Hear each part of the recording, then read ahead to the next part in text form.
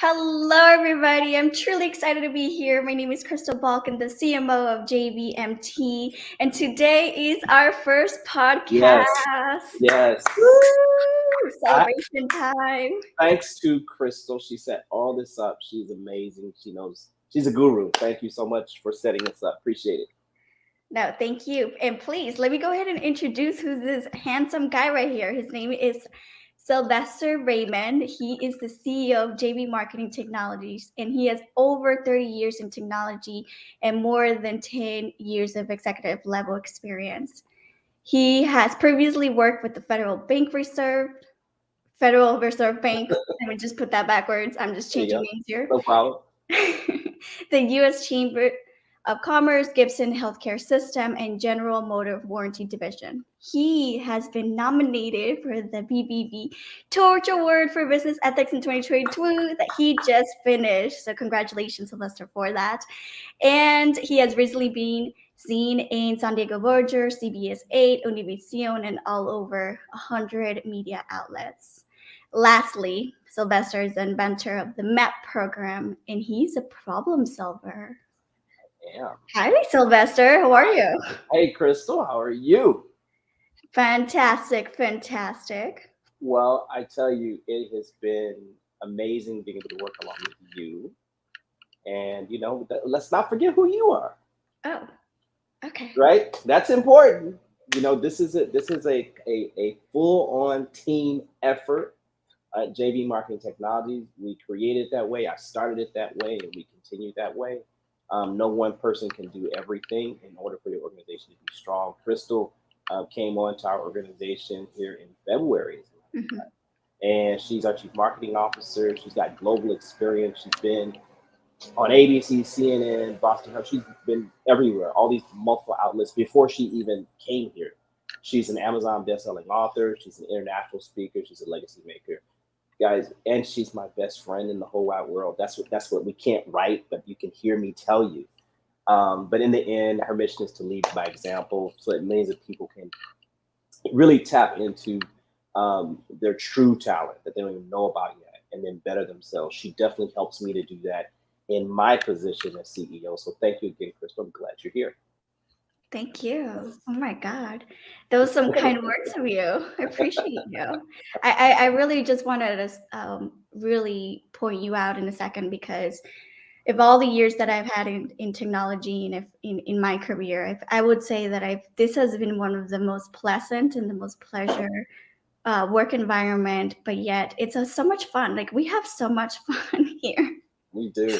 We And do. yet we're doing so much big stuff and we are changing lives and not just our own, right? Our team members and people around us. And I think one of the biggest things for me is being able to work with somebody that have same values as me and morale in this particular industry and has a similar goal. And oh, our friend Edwin has a comment over here. Oh, let's go. What's up, Edwin? Edwin's a Love the good man. energy. Love this guy. Love that Oh, he said we're too much fun.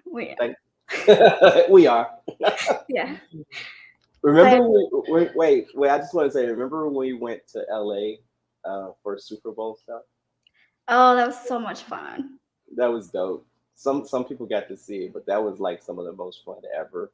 Uh, and I know we're not talking about the subject matter, but I just wanted to say that is the kind of fun like we like to have. We like to go places and do things. So you guys are gonna see us go do as a company more trips. So stay tuned and kind of see where we go in the world. Anyway, go ahead, Crystal. Yeah, no, and then just to add in that, it's just more like, the work environment that I was talking previously is it's not just all about work, right? We have a lot of fun during our work. And I think that's what makes us in a way as a company very special because we're not always like working stressed out. We are working, but they say like when you're stressed out, your creative side is kind of blocked.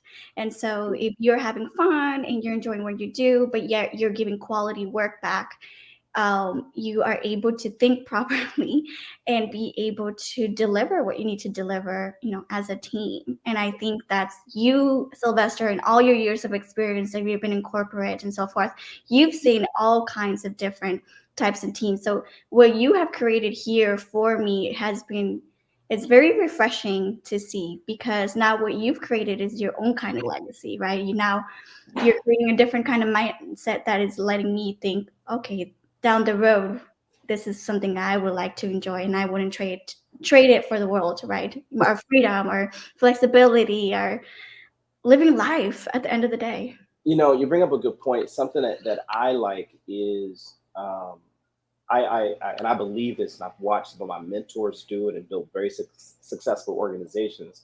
And one of the things that I like is, if you give people what they want, and if you give people what they want, then you tend to get what you want by default, right? Especially if they're working with you. And so giving people the tools, the abilities to do some of the things that they need to do, that's priceless, right? But if you do that enough times, you've now leveraged other people's efforts without taking anything away from them or you, and you both win.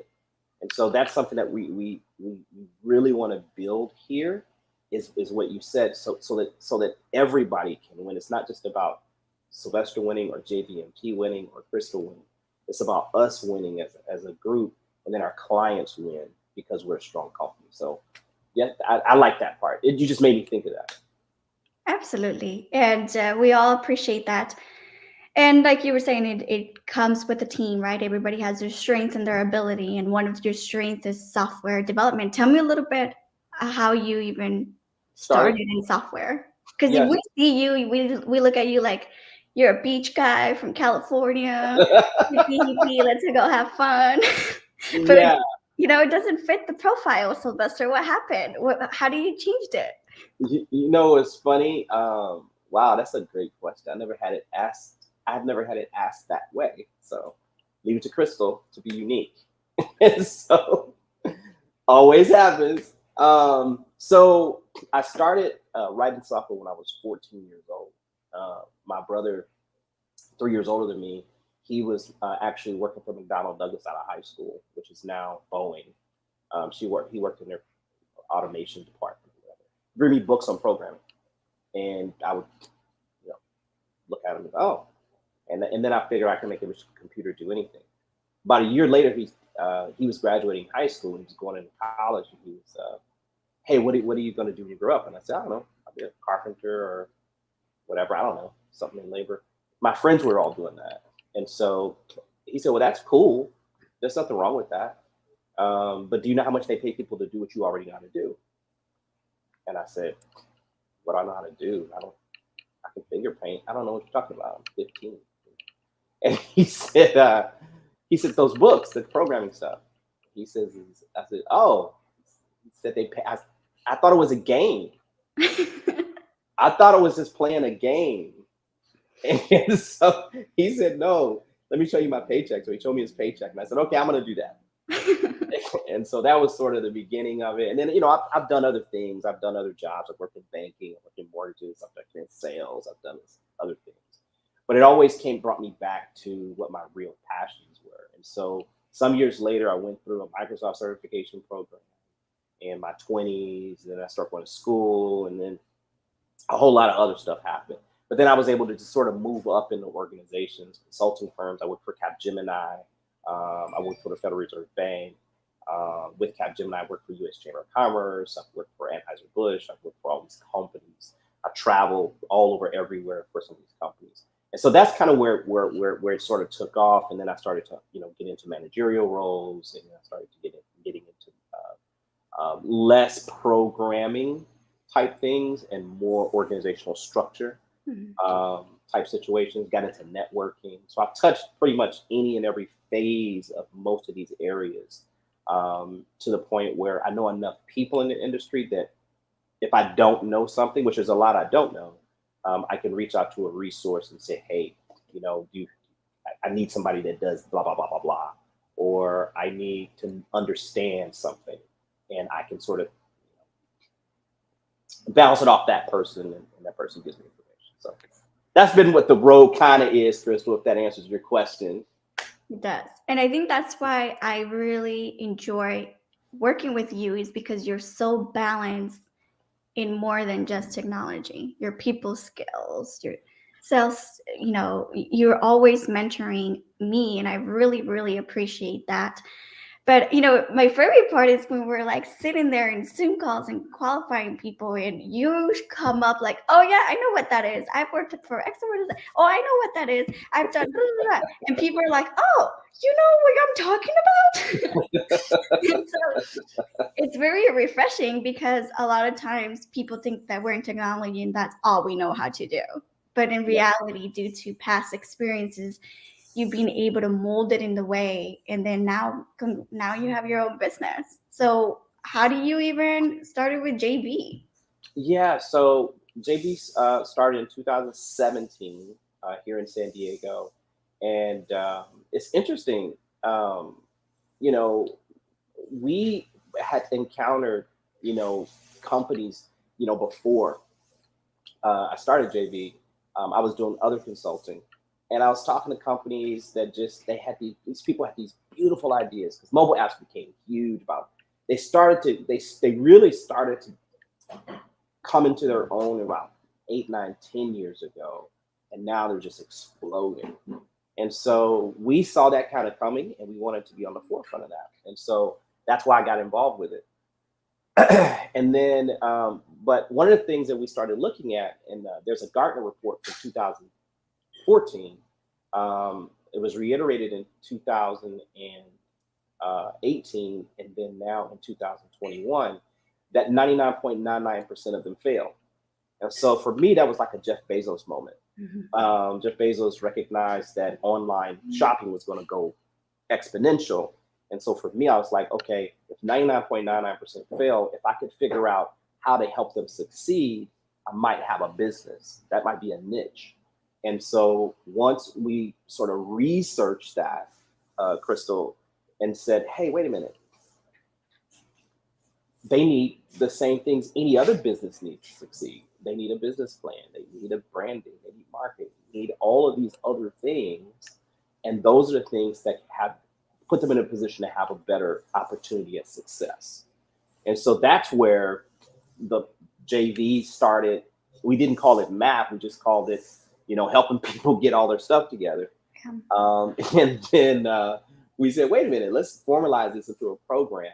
And then we added, CEO leadership training, marketing, all this other kind of stuff. So that was where that all started, so that we could help people with great ideas put themselves in a position to win, even if they didn't have all the money for development or for their company. If they had a little bit of money, and we figured we could help them with the rest of it to go ahead and build it out and actually be their first investor.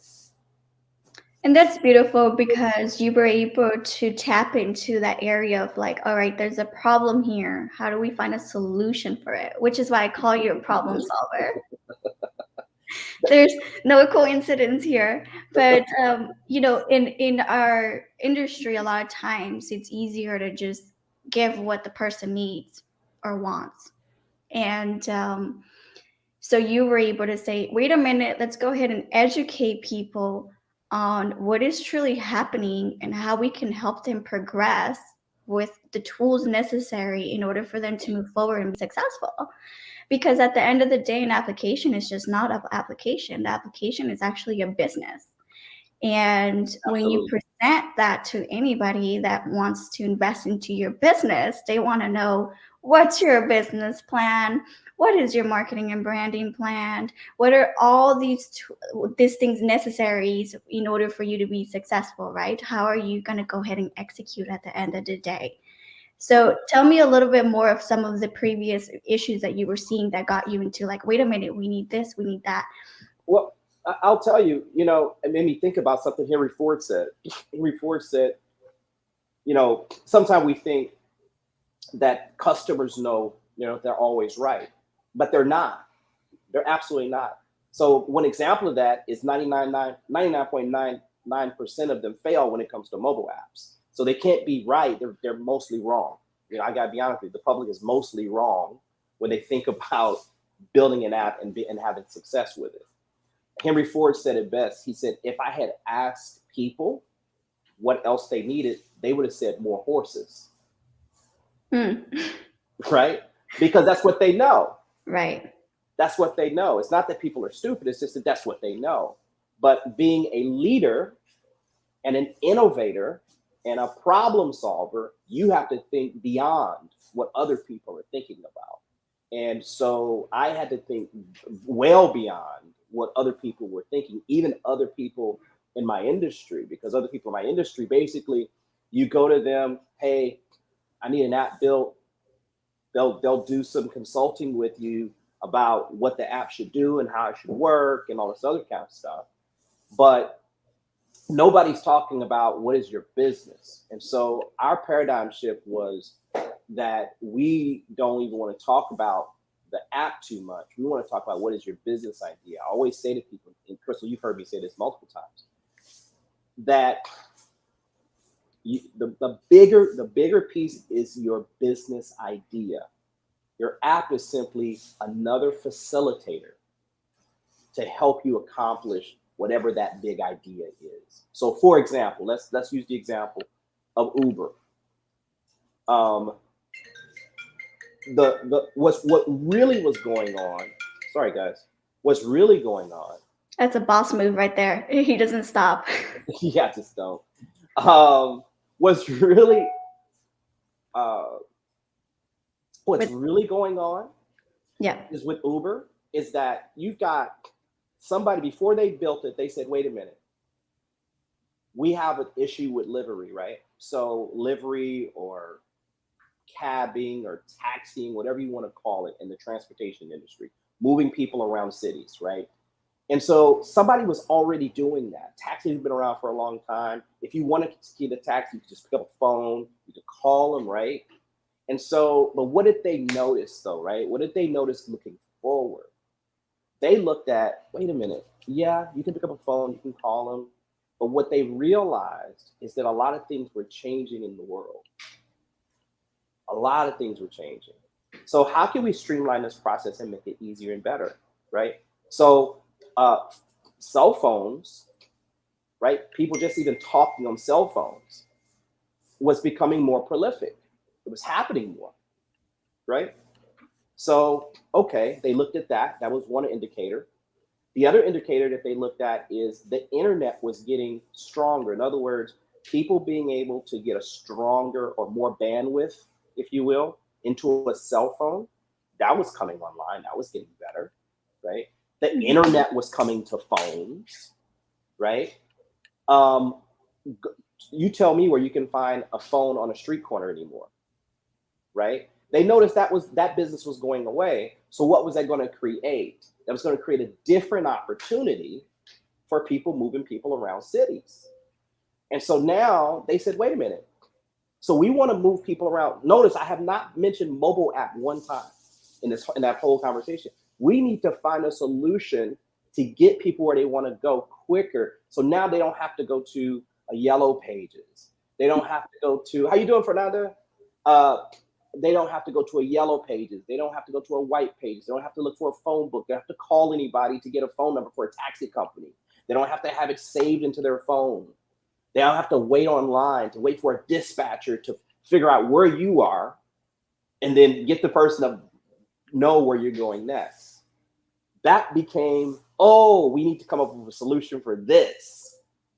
Does that make sense? And yes. So now they say, oh, where are people looking? They're looking at their phone. Now we can start talking about a mobile app because we've already defined what the niche is. And now we can write a business plan around that. Now we can write projections and numbers around that. Now we can get a pro forma out about that. Now we can start talking about, oh, here's how we're going to do it, which is what investors are looking for. They don't give a damn about your app.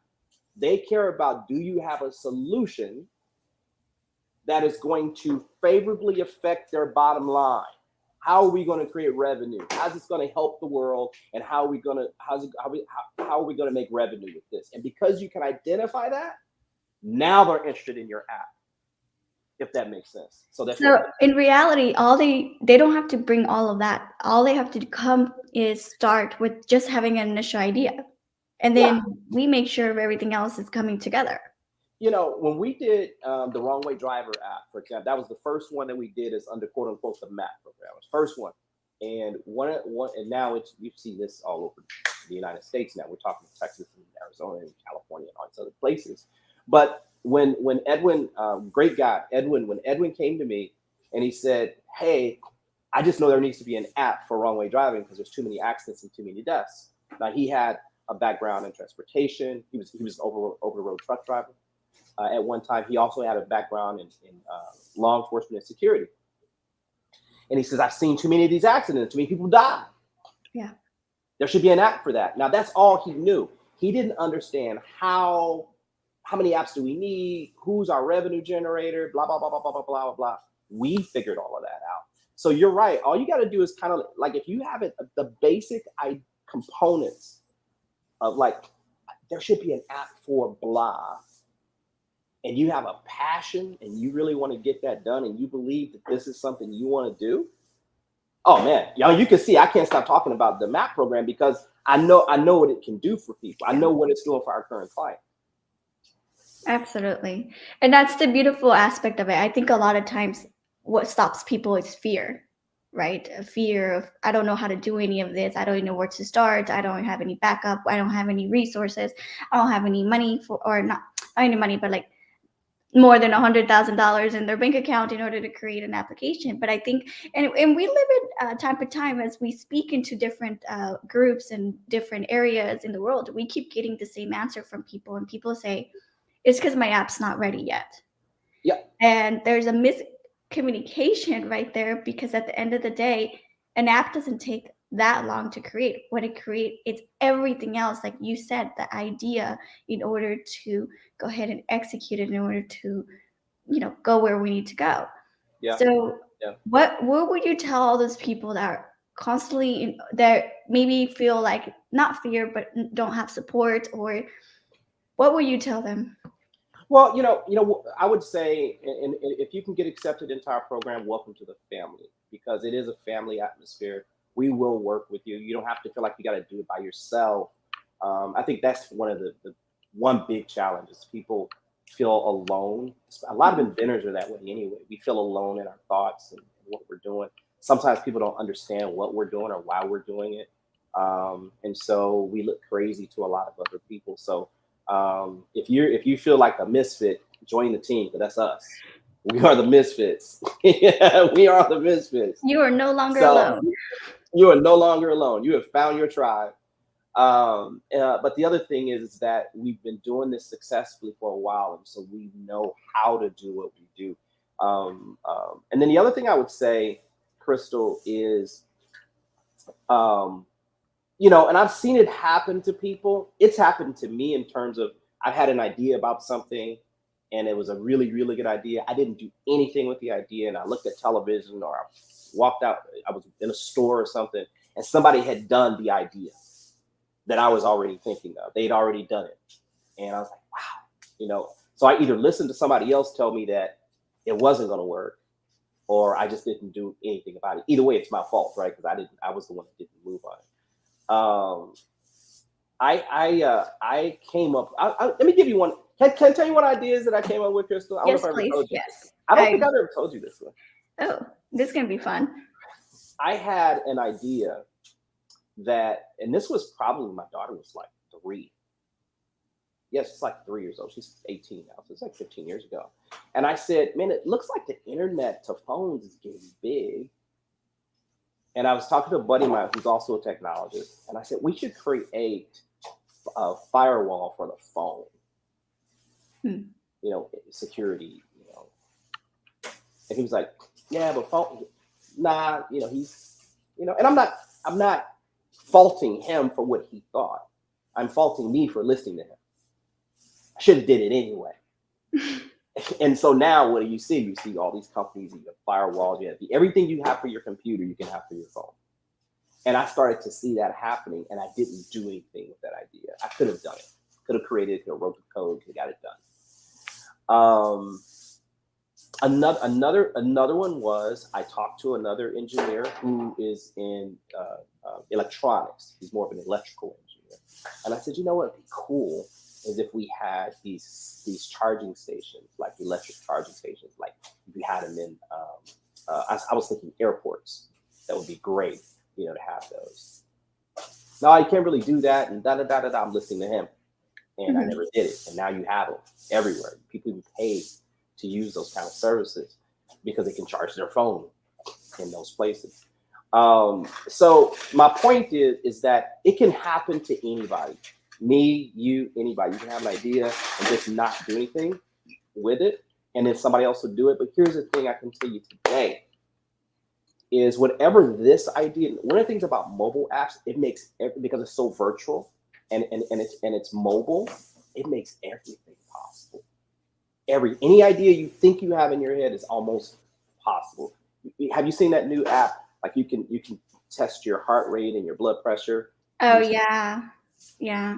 I went to the store the other day and I can measure with my phone, and I was so happy yeah, because I was like, how am I going to do this? I was like, let me just go ahead and download it. There has to be an app. And there was, sure enough, there was an app of how to measure, for a frame. 8 years ago, I had some people in an office I worked in. I don't know if they're listening, but anyway, they could be, but I'm gonna tell on them. I won't say who they are though. But anyway, they were contractors. They did like in your home, like you needed, tiling done, or you needed some kind of repair work done in your house. They were good at doing it. They were very, very good at doing it too. If you needed to even have concrete laid or whatever, but they wanted to be able to go into a house, pull out an app, and be able to do what you just said, measure everything. And I said, sure, let's go. And they never did it. Mm. You So know, that's the one step of being able to take action into your own idea. And if it doesn't matter if other people don't believe in you, that's okay. That's not their idea. This is your idea. This is your life. This is your legacy. This is your future. And mm, with this whole MAPP program, we've been seeing it ourselves. The change in people's like, oh my God, this is so amazing. And why? Because they're not alone and they're seeing the difference. well, Crystal, and we're seeing all walks of lives, right? So people sometimes will give themselves excuses and they'll put a label on it or whatever. And they'll say stuff like, I'm a single mother. And I always tell people, take the labels off. I know single mothers that are multimillionaires. So don't think single mother equals broke. That's not what that means. That just means you're a single mother. I was a single father, single parents. So I would say, so don't buy into those labels. But I think the other thing I would say, Crystal, is um, you know, and I said this in a you saw this on my Instagram, I think. I said there's three things you can't change. You can't change how your parents think about you, feel about you, make them love you, believe in you, whatever. Now some people have that support system, some people don't. You can't make your kids believe in you, feel like you're success, whatever. Some people have that support system, some people don't. You can't make your partner believe in you or whatever. Some people have that support system, some people don't. Whether you have it or not, the one thing you do have control over which will help propel you to success, the one thing you have to have control over is belief in yourself. Be your number one friend. Be your number one friend, Yeah. right? Yeah. And those are the people that we've been able to work with and Mhm. help find success in the mobile app market. And it's beautiful because it comes back to us as a person, right? Your abilities to not only believe in yourself, because once you believe in yourself, nothing else matters. Nothing else That's matters. true. That's true. And I wanted to conclude with that today. I want to thank everybody that was listening today. Oh, Edwin has a one last comment. That's right, Edwin. You're your own best friend. I love it. If I you love Edwin. I just do. He's such a good person by heart. Thank you for supporting us here, Edwin, today. We appreciate it. Fernanda for also commenting. And everybody else that has been watching, I just have a little request from me to you. And go ahead and start following us even Facebook. If you're watching from Facebook, go ahead and like our Facebook page. And if you're watching us from LinkedIn, go ahead and like our LinkedIn page. We appreciate you, so that your all's going to change. And if you still want to check us out, go ahead and the scroll jvmarketingtech.net. We are going to be here in 2 weeks and talk about more cool and technology, like cool technology subjects, and we want to make sure that you don't get bored. So don't worry, this is going to be fun. We're gonna make it be fun. Yeah, we make anything possible. Everybody have a blessed day. Please stay Thank you, safe. Happy Father's Day to those that are out there, and enjoy and remember to cherish those moments with those people that have been with you. And if they haven't been with you, still send some love from your direction to theirs. They need the love the most. Have a blessed day. Thank you, Sylvester, for being here. See y'all in 2 weeks, and take care. Take care. Thanks.